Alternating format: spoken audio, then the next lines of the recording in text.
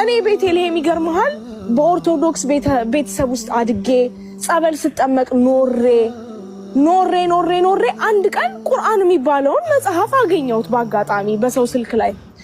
ቁርአን የሚባለው መጽሐፍ አፕሊኬሽኑን ከፈትኩትና ማንበብ ስጀምር አንድ የሚያስደነግጥ ነገር አገኘሁበት። ያስደነግጠው ነገር ምን መሰለ? እናንተ የመጽሐፍት ባልተቤቶች ሆይ አለኝ። ማንን ነው የሚያወራኝ? እኔን። ማነኝ እኔ? ባይብልን የምከተል ወይም ባይብልን የማጠና ማለት ነው።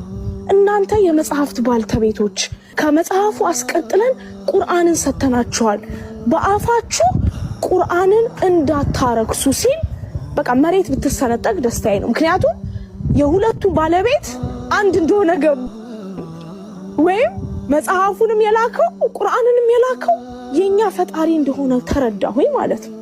ከዛ ዋው አልኩኝ። ማንበብ ስለምወድ በቃ ይሄ ነገር መነበብ አለበት አልኩኝ። ሞር ማንበብ ስጀምር አንድ ሐሳብ ላይ ደረስኩኝ። ነብያችን መሐመድ ሰለላሁ ዐለይሂ ወሰለም የመጨረሻው ነብይ መሆናቸውን እኔ መስክሬያለሁ አንብቤ። ከሱም በላይ ግን ወደ መጽሐፍ ቅዱስ ስንመጣ መጽሐፍ ቅዱስ ውስጥ ያልተሟሉ ፕሮፌሲዎች አሉ ወይም ራእዮች አሉ። ዘዳግም፣ ኢሳይያስ ላይ አንብብ ስንለው ማንበብ አልችልም የሚል ነብይ ይመጣል ይላል። አመጣዋለሁ እሱ አንደኛ። ሰላምን የሚሰብክ ነብይ ይመጣል ይላል። ሁለተኛ ማን ነው ሰላምን የሰበከ? ኢስላም ሚንስ ሰላም። ገባ? ሶስተኛ ከፋራን ተራራ ይመጣል ይላል። ማን ነው ከፋራን ተራራ የመጣው? ፋራን ተራራ የት ነው ብለ ደግሞ ለማየት ስትሞክር እሱን እስማኤል በደንብ ይመጣበታል። ፋራን ተራራ የት ነው? መካ ነው። ስለዚህ ወይ መጽሐፍ ቅዱስ ዋሽቷል አይደለ? ወይም ህዝቡ እየዋሸ ነው ማለት ነው።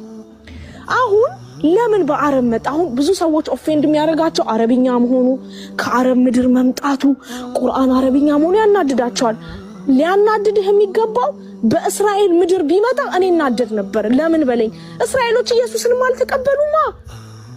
ያ ሁሉ ሚራክል እያዩ ሙሴ ያ ሁሉ ተአምር እያሳያቸው አላመኑማ። ገባ? ያ ሁሉ ድህነት ተደርጎላቸው መና ወርዶላቸው they are the disbelievers። ለምንድን ነው በእነሱ ምድር የሚመጣው? ስለዚህ እኔ ኦፌንድድ ሆድ ነበር በፈጣሪ ልናደድ ይችል ነበር ከእስራኤል ምድር ቢመጣ ነብዩ፣ የመጨረሻው ነብይ። ሌላው እንድትጠይቅ የምፈልገው ጥያቄ ማን ነው የመጨረሻው ነብይ? ኢየሱስ ነው ካላችሁ ኢየሱስ ነብይ ነው ካላችሁ አምላክ ሊሆን አይችልም። አምላክ ነው ካላችሁ ነብይ መሆን አይችልም። መጽሐፍ ቅዱስ ውስጥ በጣም ብዙ የጎደሉ ፖይንቶችን ልክ ቁርአን ላይ